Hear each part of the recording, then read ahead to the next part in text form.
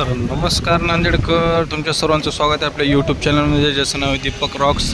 तर बघू शकता सध्या गर्दा नांदेडच्या आसना नदीला आला आहे पूर. आणि या पुरामध्ये एका टग्यानं आत्ता मारली उडी पाण्यामध्ये.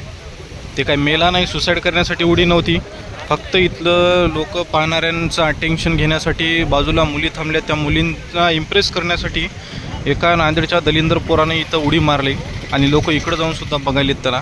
तर कुठेतरी लाजा वाटू द्या रे, लाजा वाटू द्या. तुम्हाला घरच्यांनी लहानाचं मोठं केलं आहे आणि तुम्ही इथं थोडंसं लोकांचं अटेन्शन घेण्यासाठी उड्या मारून मस्ती करता, दाखवता की आपण किती हुशार आहेत. एवढंच जर आपल्यामध्ये कला आहे, एवढंच जर आपल्यामध्ये टॅलेंट आहे, तर तुम्ही जा ना स्विमिंग कॉम्पिटिशनमध्ये जा, नॅशनल स्तराला जा, तिथं तुमची कला दाखवा वाहत्या पाण्यामध्ये पाहून. जर एकदा पोलिसांच्या नादी जर लागला तर भाई पोलीसवाले तुम्हाला असं सुजून काढतात. बघू शकतात लोकांचं एवढं अटेन्शन घेण्यासाठी इथल्या त्याने अक्षरशः पाण्यात उडी मारली. आणि बाकी पाण्याचा प्रवाह तर बघू शकतात कसा आहे, लय डेंजर पाण्याचा प्रवाह आहे. जाणून बुजून काहीतरी करायचं भाई नवीन. बघणाऱ्यांची संख्या बघा, इथून तिथून फोटो सेक्शन चालू आहे. मग अशा ठिकाणी काही पोरांना लय उत्साह राहते लोकांना आपल्याला बघावं म्हणून.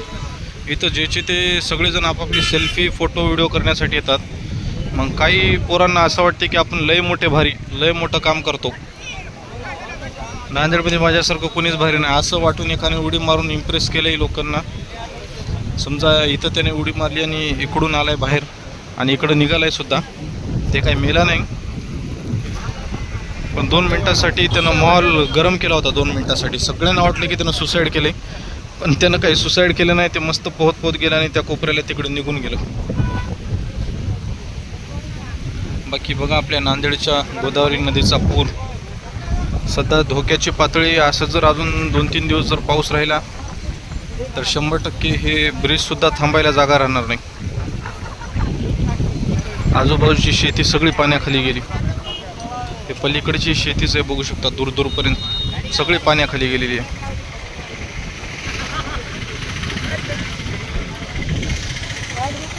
इथं फोटो सेशन चालू आहे. इकडं पाण्याचा प्रवाह बघू शकतात. हे काय लोक बघू शकतात. इथं ॲटोवाली ते बघून तिकडे बरेच जण बघू शकतात. लोक इकडून बघायला तेव्हा का तिकडे आहेत. लोकांनी उड्या मारू नये असं कोणाला इम्प्रेशन दाखवण्यासाठी, काहीतरी दाखवण्यासाठी आपण किती भारी आहे हे करू नये. कारण पाण्याचा प्रवाह बघू शकतात, एवढा प्रवाह स्पीडून आहे. याच्यामध्ये जर तुमचं नशीब जर तुमचं खराब असेल, एखादी भलेही चला तुम्ही किती स्मार्ट असाल, तुम्हाला किती भारी स्विमिंग करता येत असेल, पण अशा पाण्यामध्ये दगडं, माती, रेती, गिट्टी सगळं वाहून येते. एखादाच दगड जर तुम्हाला लागला डोक्याला किंवा पायाला आणि जर तुमचं पोहणंच बंद झालं तर तुमचा जीवसुद्धा जाऊ शकते.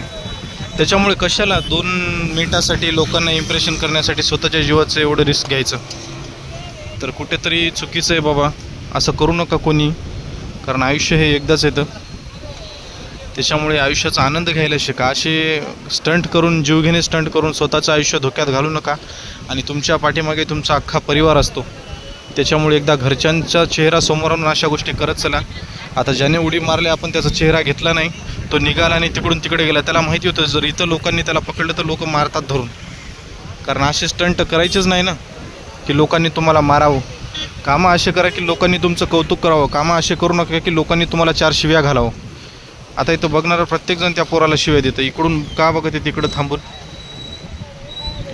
हे बघायलेत, कारण त्याने उडी मारली. आता लोकांना वाटते की खरंच ते मरून गेले का काय पोरगं, पण ते दलिंद्र काय मेलं नाही, तिकडून निघालं बाहेर ते. चला, बाकीचा व्हिडिओ आवडला असेल तर व्हिडिओला आपल्या नक्की लाईक करा, कमेंट करा आणि जास्तीत जास्त नांदेडकरांनी सपोर्ट करत चला चॅनलला.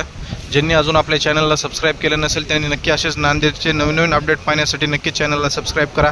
भेटूयात आपण पुढच्या ब्लॉगमध्ये. तोपर्यंत सगळ्यांना जय महाराष्ट्र, जय नांदेडकर.